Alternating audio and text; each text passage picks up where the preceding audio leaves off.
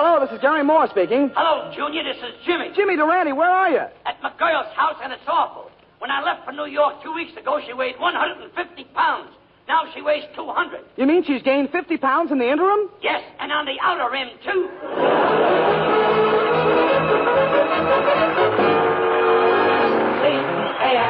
C-A-M-E-L-S. Camel Cigarettes present Jimmy Durante and Gary Moore.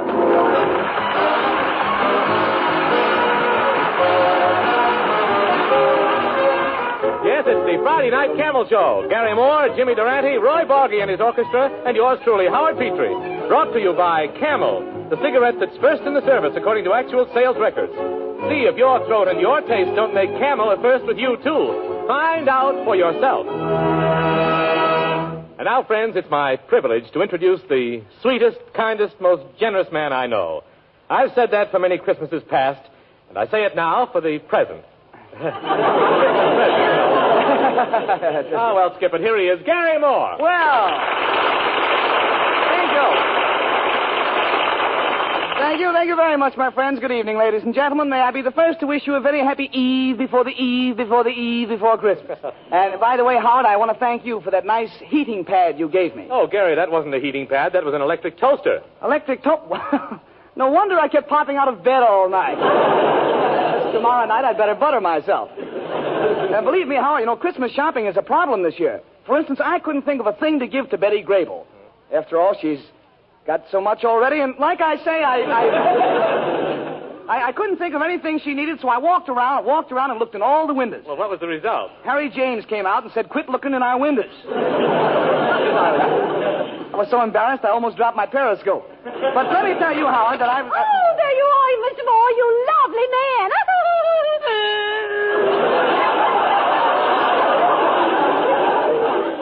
It looks like I'm getting my turkey early this year. How are you, Mrs. Wurtleburtle? Oh, please, Mr. Moore, don't be mean to me tonight. I want to make a good impression. You see, my mother-in-law is out in front. She's out in front, eh? Well, those wartime girdles don't last forever. What is it that brings you here tonight, my dear? Mr. Moore, I have come to receive your congratulations. No. I just took my automobile driving test, and I am now a qualified California driver. Well, which are you, qualified or a California driver? Can't be both, you know. Say, listen, I was sensational in my test. Well, didn't it make you nervous to have a policeman sitting right on the front seat with you? Not in the least. I just kept my hand on the wheel, my foot on the brake, my eye on the road, and my nose out the window. Your nose out the window? Yes, the policeman's horse sat between us. Oh, but now I'm worried, Mr. Moore. I have my license, but I still don't really understand about cars. What actually makes an automobile go? Well, there are several things that make an automobile go, one of which was gasoline. But to really understand cars, Mrs. W., go out and lift up the hood of your own car. Of course, first wiping off yesterday's pedestrians. And there, my dear, before your very eyes lies the engine. Just think how thousands of workmen have fashioned hundreds of pieces of metal to just 1/1,000,000th of an inch, so that when you start the engine, it'll knock till your teeth rattle. It's wonderful, isn't it? Mr. Moore, that still doesn't answer my question. How does a car go? Oh, you don't want me to tell you that. Everybody knows that. Well, I don't, so tell me, how does a car go? Having eased myself of that opinion, let's introduce the genius of his generation, the one and only Jimmy Durante, in person.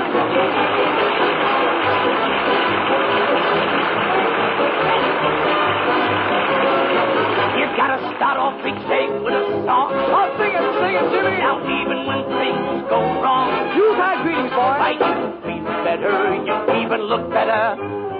I'm dreaming of a white Christmas heart. Bing Crosby, if you're listening in, you better start saving your money.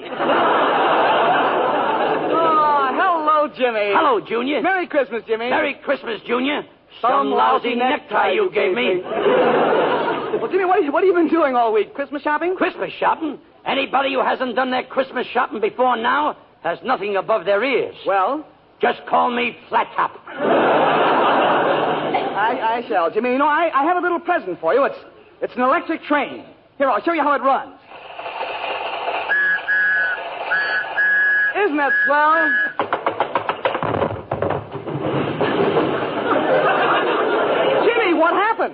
happened, I thought I saw an empty seat.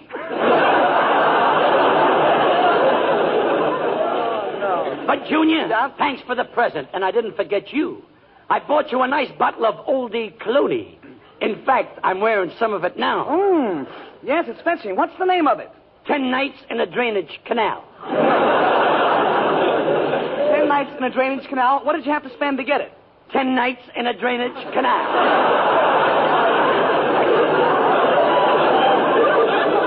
That's very lovely, Jimmy.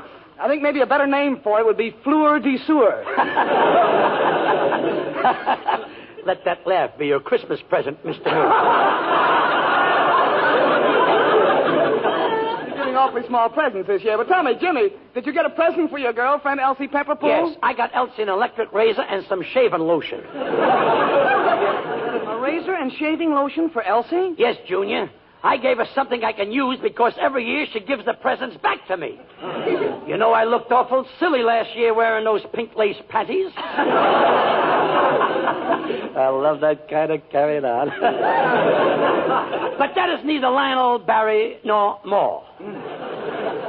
Last night I received an invitation to a special showing of my new MGM picture, Music for Millions. Oh, yes. And, Junior, what a picture, what a cast.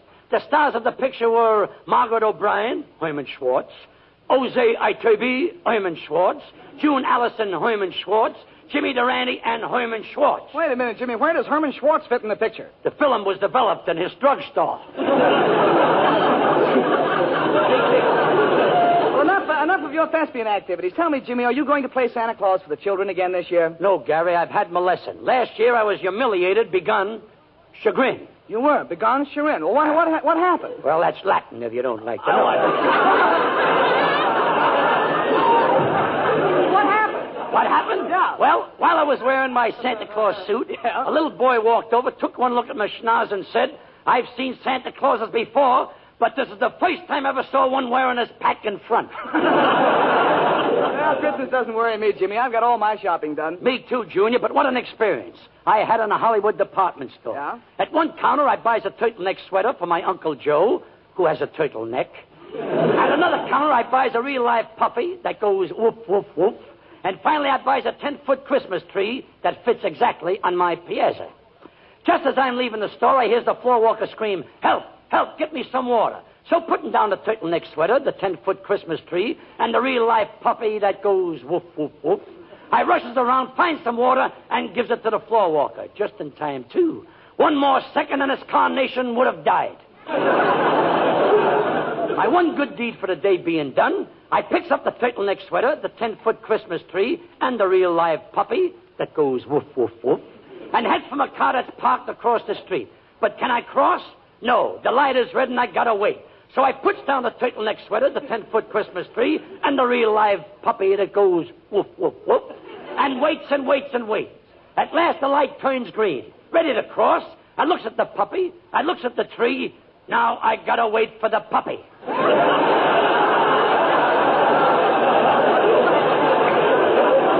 Canine catastrophe. I'm standing there whistling jingle bells between clenched teeth. When the light changes again. But is it green? No. Is it red? No. It's yellow. I'm fuming, and they're bringing in new colors. Not being able to outwit those double-crossing lights, what do? I decide to employ strategy. The street is amuck with vehicles, and automobiles, too. So I figures out that if I go through the back door of every car, I'll be on the other side of the street before you can say, Shadrach, Meshach, and Umbriago. Quick as a flash, I opens the door of the first car. How do you do? How do you do? How do you do? How do you do? Pardon me, sailor.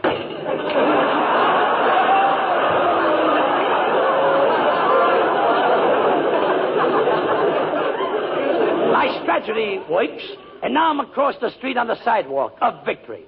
So putting down my turtleneck sweater, my 10-foot tree, and my puppy that goes woof, woof, woof, I'm ready to continue to my car. When I looks around in Junior, I starts fermenting all over again. Well, what was wrong? You were on the sidewalk, weren't you? Yes, but I was on a sidewalk in Glendale. No. Now you know that you can't go wrong. Finding this out every day. Song.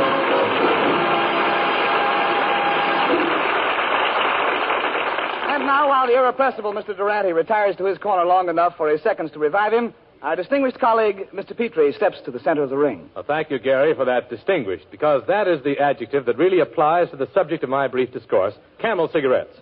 For Camels bring to every smoker's taste and throat a distinguished blend of costlier tobaccos.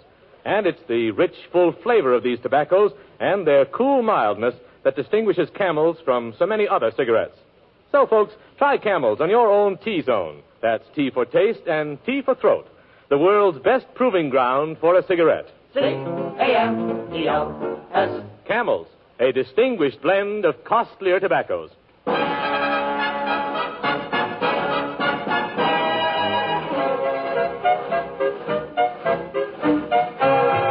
As his Yuletide special, Roy Bargy presents his arrangement of Raymond Scott's Toy Trumpet.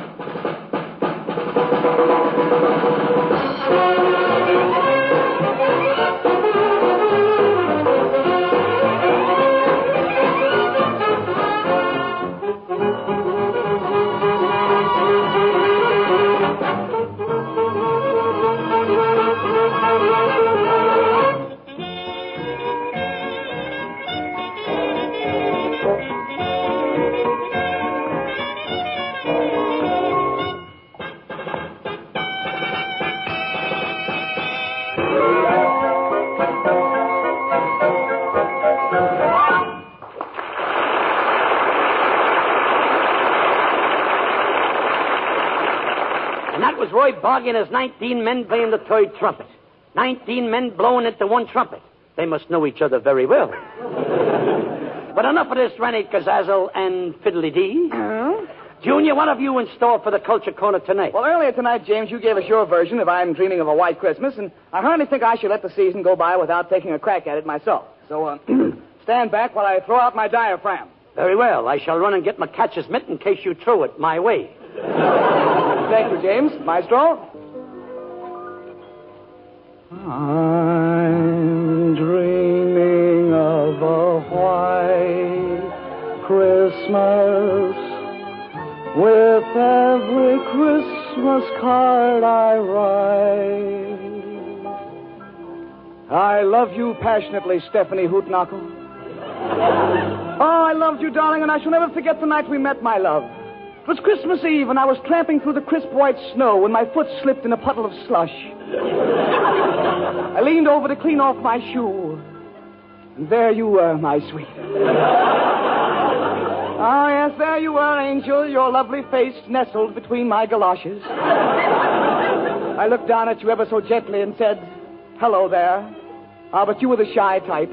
All you could do was smile and blow snowballs. But ever so gently, I took your hands and pulled you up, and oh, what lovely hands you had, darling, what lovely hands. They looked positively Grecian, like you'd been Grecian automobiles.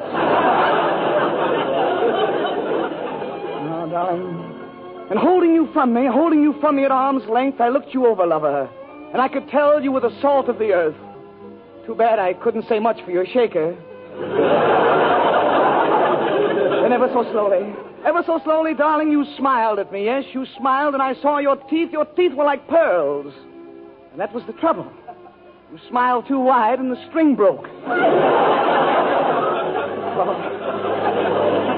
Oh, how we laughed, my darling. How we laughed as we fished through the snow, straining your teeth through my handkerchief. Finally, we found them. Yes, we found them, and you bit out I love you on the handle of my snow shovel. Oh, we could have been so happy, my darling. You were my little snowflake, and I was your vitamin flint heart.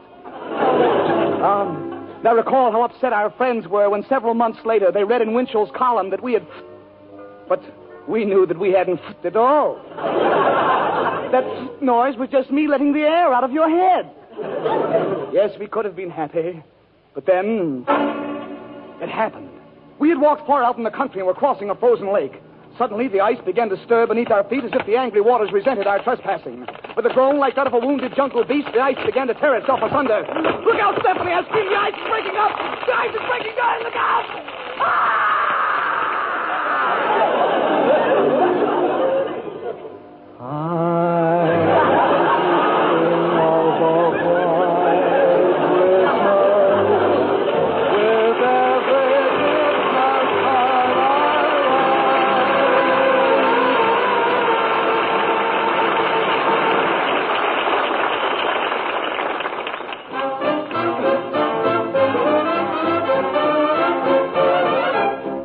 Friends, with Georgia Gibbs still on the sick list in New York, but very much in our hearts out here, we've asked Roy Boggy to send the Christmas greeting of all of us to Georgia with a song that means a lot to her. There goes that song again.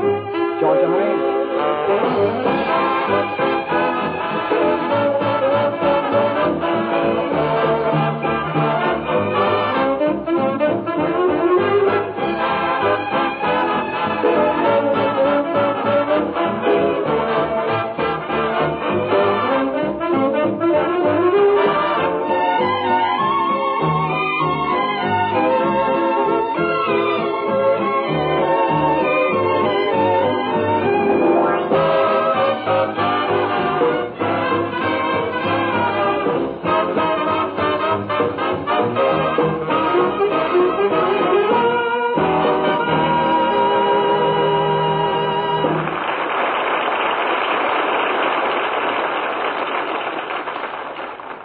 That was great, Mr. Boggy. You know, Junior, I teach music, too. Yeah? Every night I teach Leonard Turner, Paulette Goddard, Bette Davis. Jimmy, they can't sing. Aren't you wasting your time? My boy is very young. But there's something I'm teaching all smokers. Listen. C-A-M-E-L-S from Boston to Sardinia. Camels are smoked that sure to win you. Well, I'm no music critic, Jimmy, but the words are great. Camels have a way of winning people who try them. That rich, full flavor of Camel's magnificent blend of costlier tobaccos seems to click with people's taste the world around. And Camel's kind, cool mildness seems to be mighty welcome to millions of throats. Look, all you folks, why don't you try Camels on your own T-zone? T for taste and T for throat. It's the best place to find out which cigarette is best for you. And like those millions of people we were talking about, the answer may be... C-A-M-E-L-S. Camels, the cigarette of costlier tobaccos.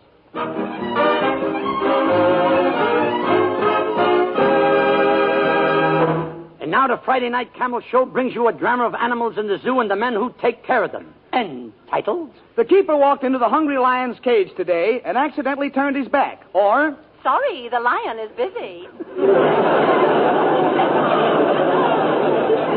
Remarks like that will make us candidates for oblivion. Jimmy, tonight you and I are caretakers in a zoo. Have you had any experience with wild animals? What a question. Why, you're speaking to the foremost trainer of hippopotamuses. The word is hippopotamus. How can you train a hippopotamus if you can't even say his name? What's the difference? He can't say my name either. What comes out of you? Well, come on, Jimmy. We're due at the zoo. Let's shuffle over there. You shuffle. I just dealt you.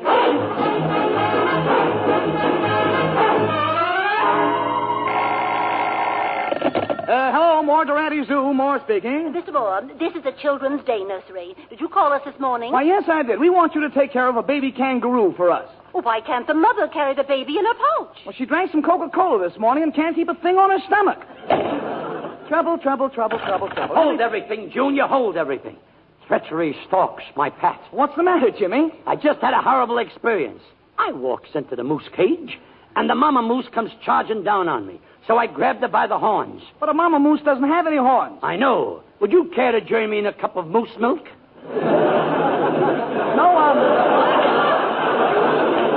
No, thank you, Jimmy. I've had enough trouble of my own. Our new giraffe developed a sore throat, and I had to call up Dr. Rappaport to come over and swab it. Yes, I noticed a big swelling in the giraffe's throat. What is that, a swollen gland? That's Dr. Rappaport, still swabbing. But that's not our only problem, Jimmy. Our pet ostrich is in a deplorable condition. Her neck is scrawny, her eyes are popping out, her feathers are molting. Maybe we better go over and see the ostrich. Oh, there you are, gentlemen. Too late. The ostrich came to see us. I beg your pardon. I'm Miss Florabelle Farfel. I came in here to buy an unusual Christmas present for my family. You see, my family collects odd things. You must have been a great addition to their collection. Gentlemen, I want to buy my family an octopus for Christmas. Octopus? Yes. And I want the kind of octopus that has only 6 legs. It's very rare. A 6-legged octopus. Well, that's the rarest species there is. It's known as the Octopoda punctatus bocilopus. Octopoda punctatus bocilopus? Everybody wants to get into the act. Gentlemen, I want you to get this octopus for me, even if you have to sail the 7 seas. Very well, madam. Come on, Jimmy. We're off to the 7 seas.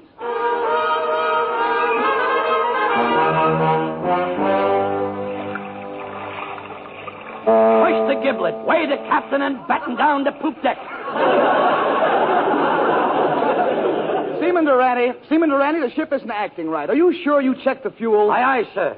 I just went down to the boiler room and filled the tanks with beer. You filled the ship's tanks with beer? Sure. Ain't this a schooner? I got a million of them.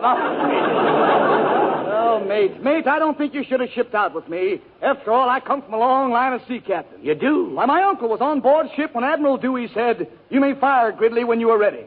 Well, my uncle was ready. So? So he fired Gridley. Served them right. Well, Skipper, it's getting pretty dark. We need some light to see our way. Yes, I'd better send up an orange flare.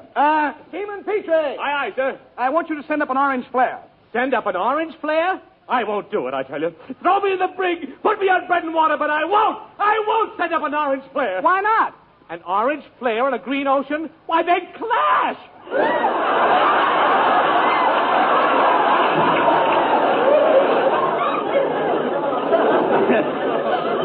You know, Gary, I'll get rid of that guy as soon as he finishes crocheting my hammock. Well, matey, we must be near the place where the 6-legged octopus is. We better take a sounding. Where's the lead? It's in my hip pocket. Well, get the lead out of your pocket and take a sounding. Avast, matey, there's a storm a-brewing. Now we'll never find the 6-legged octopus.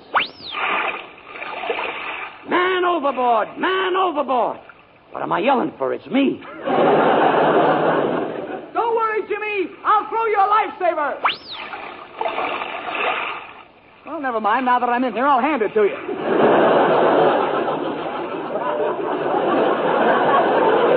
Gee whiz, Jimmy, isn't it dark? I can't see a thing. Don't worry, Junior. We'll save each other. Oh, Jimmy, I want to thank you for holding me up in the water this way. But, Junior, I ain't holding you up in the water. Well, of course you are. You got your legs wrapped around me. Here's 1 leg. Here's 2 legs. Here's 3 legs. Here's 4 legs. 5 legs. Jimmy, I think we've caught the 6-legged octopus. I beg to differ. The 6-legged octopus has caught us.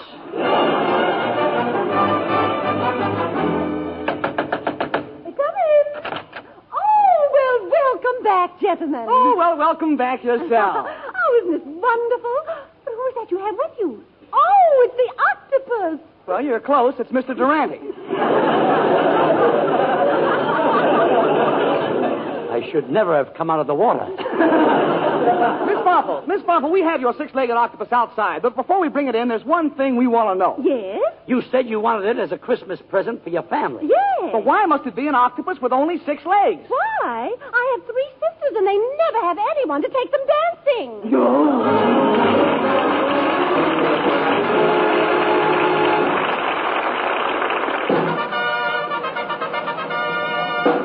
Thanks to the Yanks of the Week. Tonight, a salute and a Merry Christmas to Sergeant Robert E. Paris of Longmont, Colorado. This medical aid man with the 45th Thunderbird Division has won the Silver Star for his gallantry under heavy shelling in the Italian theater. In your honor, Sergeant Paris, the makers of Camels are sending to our fighters overseas 400,000 Camel cigarettes.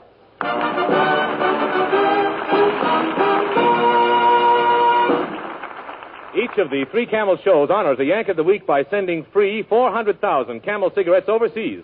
A total of more than 1 million Camels sent free each week. In this country, the Camel caravans traveling from camp to camp have thanked audiences of more than 4 million Yanks with free shows and free Camels. Now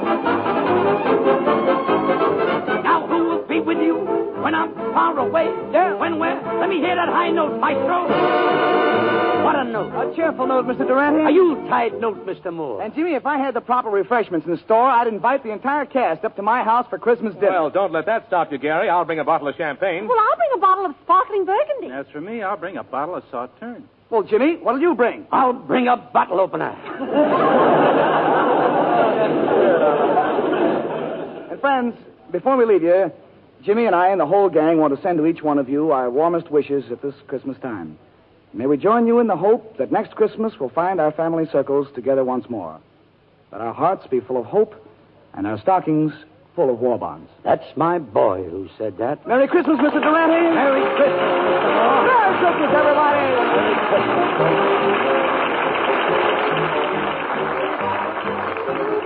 Camel broadcasts go out to the United States 3 times a week. Are rebroadcast to our men overseas and to South America. Listen Monday to Bob Hawke in Thanks to the Yanks.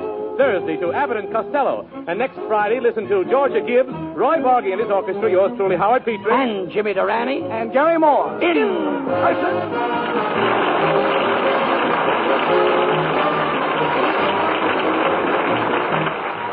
And remember, try Camels on your throat and your taste. See for yourself how Camel's mildness, coolness, and flavor click with you.